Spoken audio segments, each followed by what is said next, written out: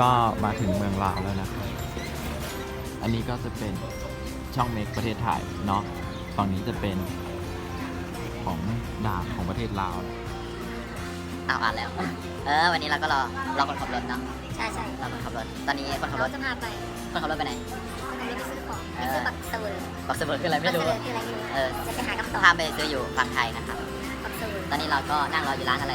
ดาวเรืองร้านเป็นร้านกาแฟของประเทศลาวเนาะ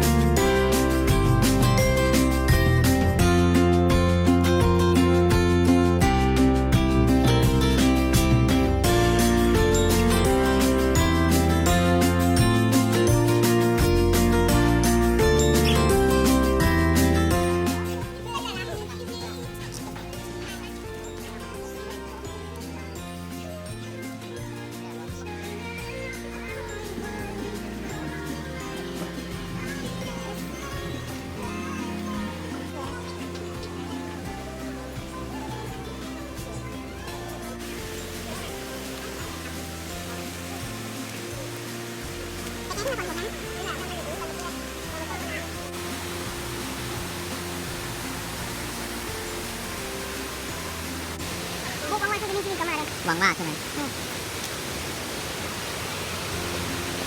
เฮ้ยจะ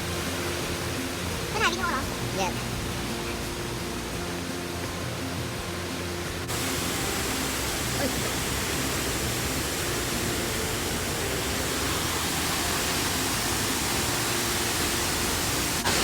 วันนี้เราก็มาถึงแล้วนะครับสถานที่เขาเรียกน้ำตกอะไรวะน้ำตกตาดอะไรสักอย่างนี่แหละอยู่ประเทศลาวนะครับก็ดูนะครับวิวเจ๋งมากแล้วแบบ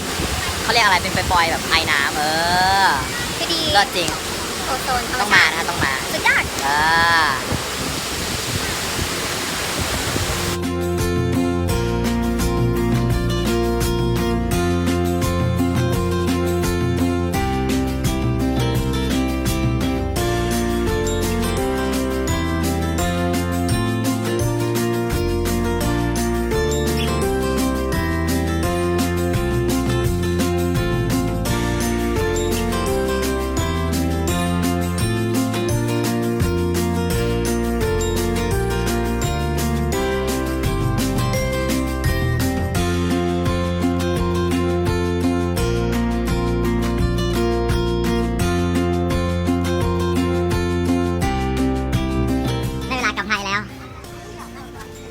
สิ่งที่ได้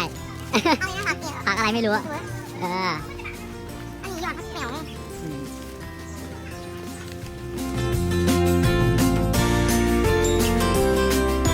ถึงไทยแล้วเย้ก็เหนื่อยพอสมควรนะฮะพอขึ้นน้ำตกลงน้ำตกเอาคนแก่ไปด้วย